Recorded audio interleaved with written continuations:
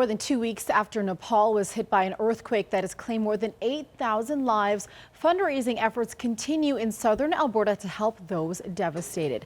Demi Knight joins us now from the newsroom. And Demi, you've been speaking to Canadians who were in Nepal during the quake. They're now back home and trying to help the people of Nepal.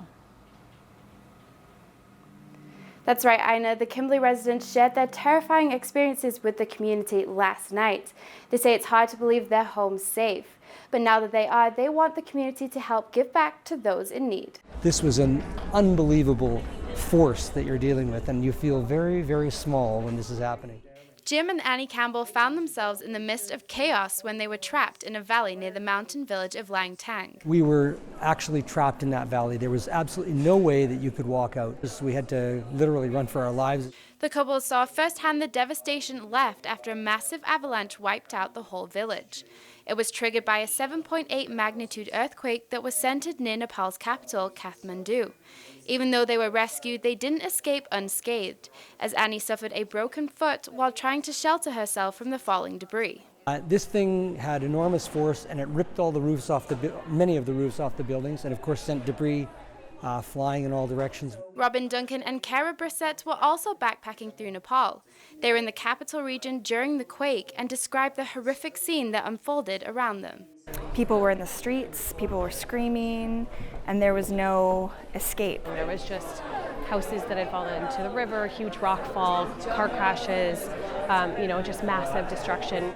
All four were rescued 4 days after the first tremor hit. Now they want to help those in need. They're urging people to donate to the Grassroots Foundation, who help rebuild facilities and provide the resources necessary for the victims. You know, you see these people that have so little to begin with, and then to see the little that they do have taken away is like I said, heartbreaking. Coming back from Nepal and just being touched by the generosity and the incredible people that are in Nepal. And so, of course, we naturally all banded together, those of us that had been in Nepal for the earthquake, and really wanted to get together and help. They've seen entire villages destroyed and know people desperately need support. One thing that I do hope is that people don't lose interest in the story, because that does tend to happen. And so I'm hoping that people will keep this in their minds, but the need is quite profound. Organizers say last night was a success as they raised over $5,000 for the Grassroots Foundation. They've also set up an account at First Choice Savings in Kimberley. If you would like to donate, you can visit their Facebook page. Ina? All right, thanks, Demi.